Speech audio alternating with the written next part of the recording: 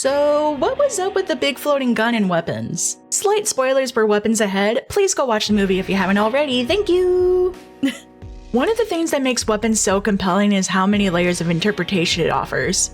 And before getting into the big floating gun, I think it's important to talk about the film's recurring motif of 2:17 a.m. To me, the most straightforward reading of this movie is that it serves as a metaphor for mass tragedy, specifically school shootings, and the way that communities respond to collective grief. You see this in the way almost an entire classroom simply vanishes without warning, leaving only 2 survivors. You see it in the way that the parents turn on the teacher, accusing her of failing to protect the children even though there was nothing she could have done, and the parents blaming the teacher because she's the most tangible person to blame. And you also see it on how certain parents insist that they care about all victims, yet ultimately focus on the loss of their own child.